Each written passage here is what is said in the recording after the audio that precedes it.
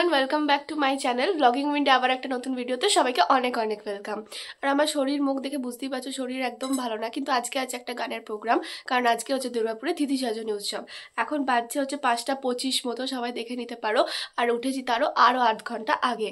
তো চলো ভিডিওটা কন্টিনিউ করবো। বেরিয়ে যাওয়ার পর ইন্ট্রোটা ঘর থেকে নিয়ে নিলাম। আমি রেডি হয়ে গেছি গাইস, চলো এবার বেরিয়ে যাওয়ার পর দেখা হচ্ছে। বেরিয়ে তো পড়েছি, আর প্রচণ্ড ঠান্ডা ছিল, দেখে মনে হচ্ছে হয়তো সকাল হয়ে গেছে, কিন্তু আমি যখন এই মাঠে পৌঁছাবো তখন তোমরা দেখতে পাবে এত ঠান্ডা কুয়াশা। তাহলে আমি চলো বেরিয়ে পড়েছি, টোটো করে সবাই মিলে একসাথে যাচ্ছি। একটা টোটোতে আমরা 6 জন বসেছিলাম, এদিকে 3 জন ওদিকে 3 জন। এবার আর কি চলো পৌঁছে গেছি, আর আমরা তো খুবই এক্সাইটেড ছিলাম গান করবার জন্য। এবার দেখতে পাচ্ছ কত কুয়াশা, ঠিকঠাকভাবে দেখাও যাচ্ছে না। এটা হচ্ছে স্টেশনের গ্যামন মাঠ, আর তোমরা কল্পতরু মেলা যেখানে হয় সেই মাঠটা তো সবাই চেনো, একদম স্টেশনে নামলেই ঠিক তার অপোজিটেই।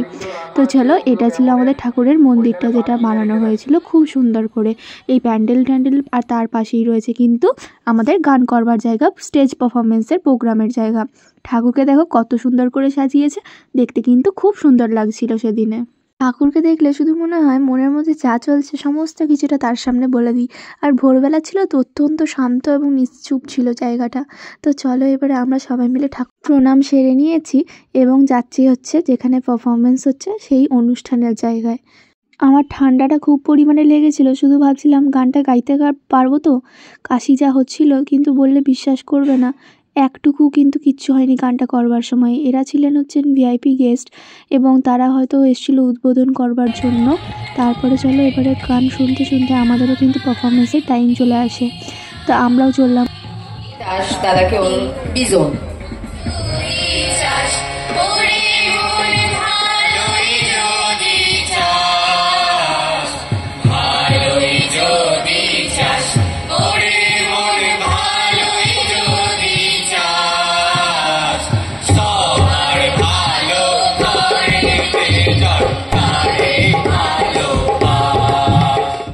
এই গানের ভিডিওটা কিন্তু অলরেডি ইউটিউবে দেওয়া রয়েছে, তোমরা যাও এবং চেক করে নিও অবশ্যই যদি ভালো লেগে থাকে।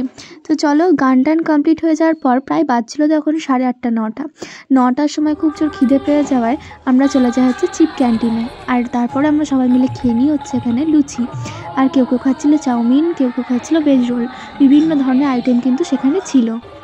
তারপরে আমি আর ভাই চলে আসি পুরোটা সামনে দিক থেকে দেখবার জন্য। তিথি সজনী মহোৎসবের পুরো গেটটা ছিল এরকম মেলার, এবং তারপরে চলো ভেতর দিকে আস্তে আস্তে ঢুকে যাওয়া যাক। এবং সমস্ত ভলেন্টিয়ার কিন্তু ছিল আমাদের মতো যুবক সম্প্রদায়ের মানুষজন। এখানকার মেন উদ্যোগ এবারে কিন্তু যুবকদের মাধ্যমেই নেওয়া হয়েছিল। সমস্ত বয়স্ক মানুষরা কিন্তু তাদের সাথে ছিল, কিন্তু সমস্ত কাজে কিন্তু তারা আগিয়ে এসেছিল ঠাকুরের নির্দেশ মতো।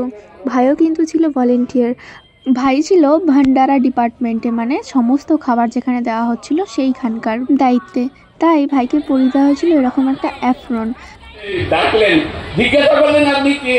বললাম আমাকে ঠাকুর পাঠিয়েছেন এখানে, আমার মাধ্যমে আপনারা সৎ মন্ত্র নিতে পারেন, ঠাকুরের দীক্ষা নিতে পারেন। বলে আমরা এটাই তো স্বপ্ন দেখেছিলাম, আমরা তো আজ রাত্রে এটাই দুজনে স্বপ্ন দেখেছিলাম, আপনি দীক্ষা দেবেন? বলে হ্যাঁ, ঠাকুরের হয়ে আমি সৎ মন্ত্র দেবো, আপনি হিমায়তপুর যাবেন। বেলা তখন 11টা, আর এত মানুষের ভিড় কিন্তু শুরু হয়ে গেছে। বলেছিলাম না ভোরবেলাতে অতিরিক্ত মানুষজনের ভিড় হবে, এটা মহোৎসব। তো আমিও সেই রকম দেখতে পাচ্ছ চলে এসেছি হচ্ছে একবার বাইরের দিকে। আর ভাইয়েরা ঠাকুরের কাজ করার ফাঁকে খেয়ে নিচ্ছিল একটু নিজেদের এনার্জি বাড়ানোর জন্য আখের রস। এবারে মাও চলে আসে একটু বেড়া বাড়ার সঙ্গে সঙ্গে।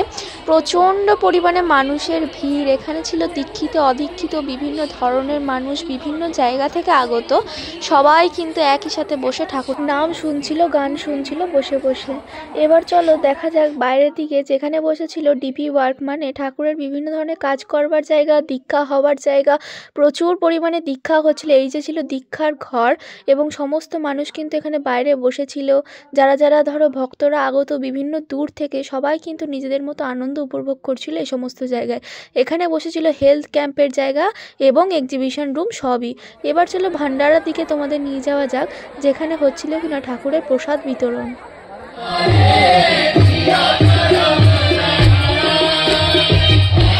এত এত ভক্তদের মাঝে লাইন দিয়ে ঠাকুরের প্রসাদ খাওয়ার যে মজাটা সেটা কিন্তু আলাদা রকমেরই থাকে। আর অত্যন্ত রোদ থাকার জন্য আমি মাথাতে কাপড় নিয়ে নিয়েছিলাম এবং আমাদের প্রসাদে ছিল হচ্ছে ডালিয়া এবং চাটনি বোঁদে। তো চলো আমরাও আর 5টা মানুষের মতো প্রসাদটা নিয়ে বসে পড়ি খাওয়ার জন্য সবার মাঝখানেই। আর প্রসাদটা খেতে জাস্ট যা হয়েছিল তোমাদেরকে কি বলবো, বাড়িতে হয়তো সবাই খাও ডালিয়া, কিন্তু এত সুন্দর টেস্ট সেটা যে প্রসাদটা খেয়েছে সেই একমাত্র বুঝবে। খাওয়া দাওয়া কমপ্লিট করে আমরা চলে এসেছিলাম নাট্য মঞ্চ, মানে যেখানে ঠাকুরবাড়ির লোক অর্থাৎ দেওঘর থেকে যারা এসেছিল তারা উপস্থিত হয়েছিল কিছুক্ষণের জন্য আমাদের মাঝখানে ওই উৎসবের মধ্যে। এবার চলো আমরা বসে সবাই মিলে আড্ডা মারছি, গল্প করছি আর ফটো সব তুলছিলাম। তারপরে চলে আসে আমাদের জন্য বিকেল নয় ঠিক 3টে সাড়ে 3টের সময় লেবু চা। আমরা সবাই মিলে খেয়ে নিই। আর এখানে আমাদের ভাই দেখাচ্ছিল হচ্ছে কটা বানাতে হবে সেটা। এই কাকুটা কিন্তু ছিল খুব মজাদার, জানো তো, বিভিন্ন ধরনের ছড়া শোনাচ্ছিল আমাদেরকে আর আমরা খুব হাসছিলাম তার কথা শুনে। সারা দিনটা অতিরিক্ত আনন্দের সঙ্গে সেই ভোর থেকে বিকাল হয়ে গেল। এবারে চলো আমরা প্রার্থনার সময় হয়ে গেছে, এবার প্রার্থনা করে নিই, তারপর চলে যাবো ঠাকুর প্রণাম করবার জন্য।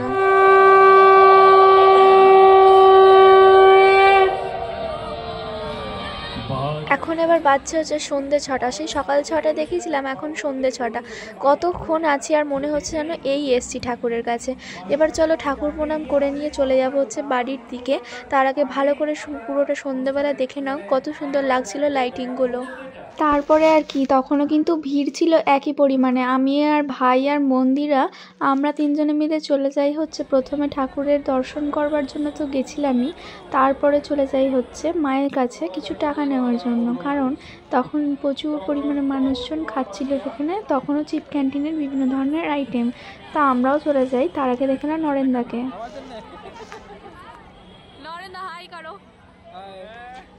তারপরে আর কি নরেন্দা হাই করে দেওয়ার পর আমরা চিপ ক্যান্টিনের সামনে আবার ভিড় জমাতে চলে আসি এবং সমস্ত মানুষের মাঝে আমরাও নিয়ে হচ্ছে একটা করে ভেজ রোল, যেটা কি না খেতে খুবই টেস্টি ছিল। মহোৎসব তো ঠাকুরের বিভিন্ন জায়গাতেই হয়, কিন্তু দুর্গাপুরের মতো এত বড় করে এত মানুষের হয়তো আর কোথাও হয় না। পেয়েছি জীবনে কিছু কিনা জানি না, তবে ঠাকুরকে পেয়ে কিন্তু আমরা সবাই ধন্য।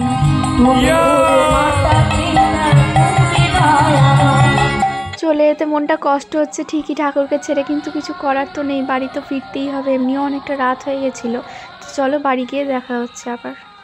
ভিডিওটা যদি ভালো লেগে থাকে like share comment and subscribe করে দিও। আর যদি খুব ভালো লেগে থাকে বন্ধুদের মধ্যে শেয়ারও করে দিও। সবাইকে শুভ তিথি সজনী মহোৎসবের অনেক অনেক ভালোবাসা এবং প্রীতি এবং শুভেচ্ছা। চলো আজকে ভিডিওটা ছিল।